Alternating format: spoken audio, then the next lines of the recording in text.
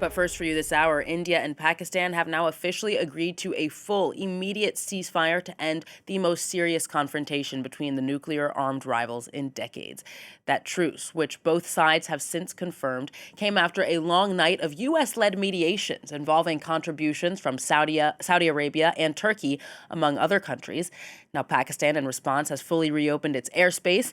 The U.S. Secretary of State Marco Rubio, meanwhile, saying via his ex social media account that the two sides will also soon be starting talks on a broad set of issues at a neutral site. For the latest, we're going to cross to our correspondent in Islamabad, Shazib Walla. Hi there, Shazib. So this is, of course, a positive, if not totally surprising announcement. Can you tell us more about this ceasefire agreement and how it was reached?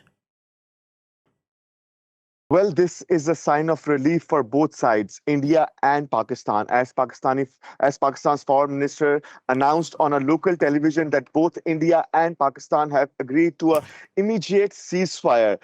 He said that it's not a partial but a full-fledged ceasefire between the two countries, which mean that after 4 nights of consecutive hostilities, drone attacks, artillery firing, and strikes across the border, things will come to a calm. Pakistan's foreign minister said that the ceasefire deal was broken by the United States and United Kingdoms and other countries.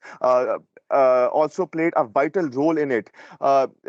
We had seen earlier today that U.S. Secretary of State had separate phone calls with Pakistan's army chief and afterwards with Pakistan's foreign minister Ishaq Dar.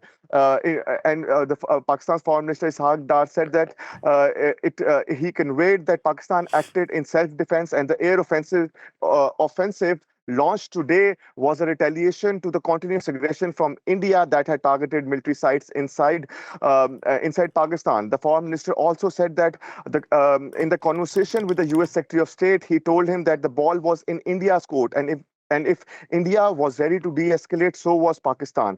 Afterwards, direct contact was established between the head of military operations of both countries, where an immediate ceasefire was agreed upon. Just to remind you that this is the first time in almost 30 years that the hostilities between the two nuclear-armed neighbors had gone to a point that both countries were on a verge of a full-blown war.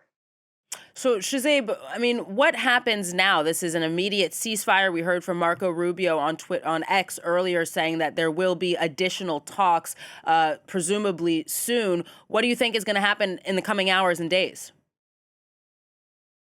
Well, this is for now a developing story. What we know so far is that there will be a further contact between the two countries, and the talks are expected to start as soon as 12th of May, which is in 2 days from now.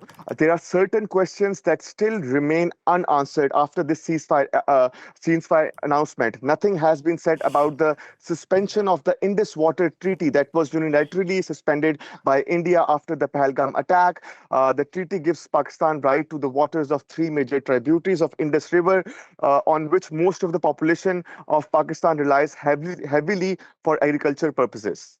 Shazib Walla in Islamabad, thank you so very much for that update. We, of course, will be keeping an eye on that story as it continues to develop here on France 24.